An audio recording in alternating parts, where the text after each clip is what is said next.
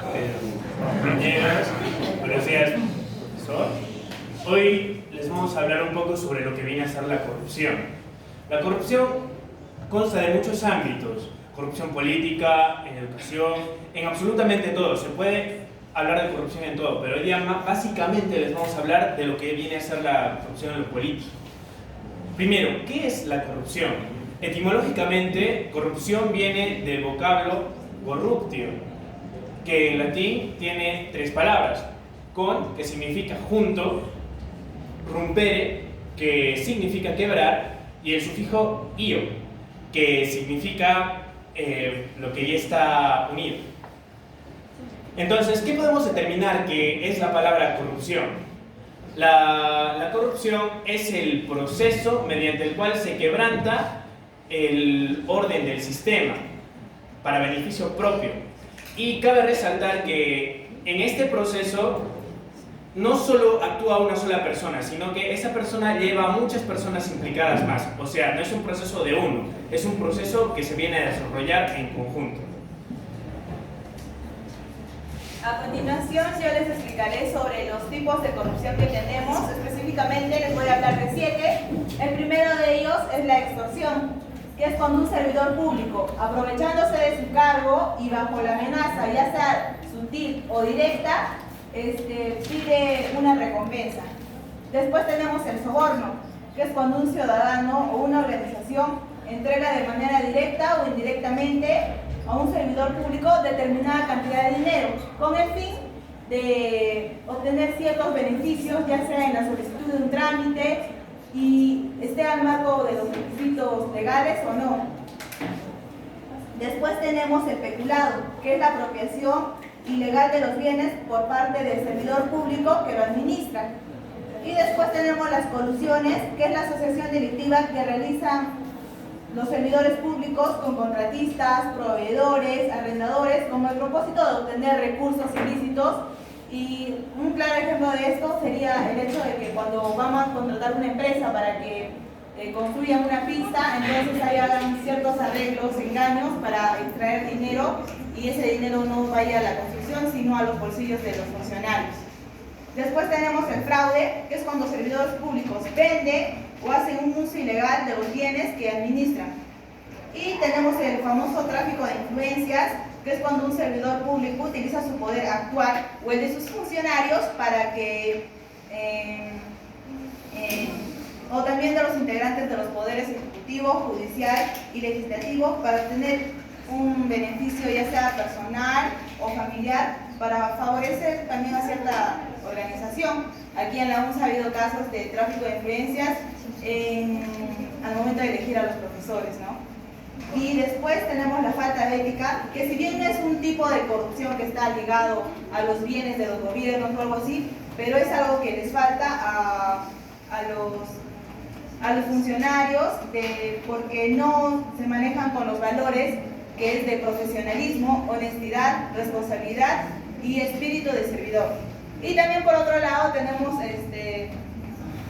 otros tipos que son muy famosos aquí en el Perú, el cual es el famoso ambulataje, ¿no? Los ambulantes, el contrabando, la falsificación de pagos oficiales, los famosos trabajadores de municipalidades que nunca han pisado un pie a la municipalidad.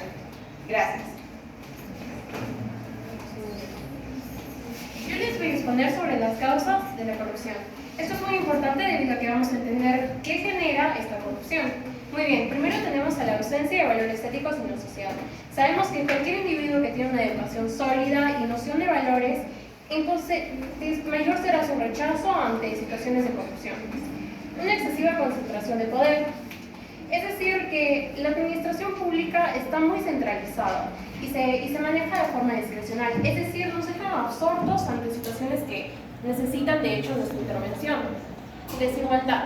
Nos vamos a enfocar en cuanto a los sueldos tanto de trabajadores públicos como privados. Es decir, que los salarios están destinados a cubrir ciertas necesidades. Y cuando estos no llegan a cubrirse por esa remuneración, el trabajador se queda más propenso y más predispuesto a ser parte de un soborno, debido a que inclusive le generaría más ingresos que su propio salario. Tenemos la sociedad asimila la corrupción como parte de su cultura.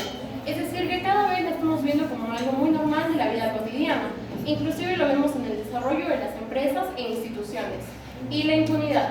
La impunidad es muy importante en cuanto a que se genera la corrupción, debido a que se ve todos los días que actos ilícitos de corrupción quedan sin pena alguna y cuando logran obtener cierta pena no es proporcional al delito que han cometido. Entonces esto genera que se sigan cometiendo estos delitos. O en todo caso influye que otros vean que si no tiene cierta pena alguna, entonces los cometen. Eso es todo. Buenas tardes, profesor, buenas tardes, compañeros. Yo les voy a hablar sobre los efectos de la corrupción en la sociedad. Como nuestro primer efecto es la inestabilidad política de los estados. ¿Qué quiere decir esto? Que al haber corrupción en un sistema, la administración de los poderes se vuelve mucho más ineficaz y esto impide aún mayor, con más fuerza, lo que es la burocracia. Y los lugares públicos se hacen mucho más eficientes porque las personas no saben si confiar en esa entidad o si esa entidad es de verdad, tiene el valor que representa. Como nuestro segundo efecto es la ineficacia e incapacidad en el aprovechamiento de los recursos y en la implementación de las políticas públicas. ¿Cómo es eso? Cuando el soborno se convierte en parte de nuestro día a día, las licitaciones, los contratos, todo ese tipo de cosas van a favorecer generalmente a diversos sistemas y no necesariamente a personas que de verdad van a favorecer al desarrollo del país. Por eso es que se han visto muchos casos de corrupción ligados al contratamiento de empresas que solo buscan enriquecerse ellas y más no velar por el desarrollo de la sociedad. Como nuestro tercer efecto es el sentimiento de desconfianza en las instituciones y entre los propios conciudadanos. Esto hace que se quiebre el contrato social y genere un sentimiento de anomia. La gente, al percibir a la corrupción institucionalizada en el Estado, no sabe en quién confiar o en quién depositar toda su credibilidad. Por eso muchas veces personas se desligan del ámbito político porque creen que eso no les va a llevar a ningún lado. Y muchas veces dejan el rumbo del país a personas que la verdad solo velan por sus intereses y no por el desarrollo del país. Gracias.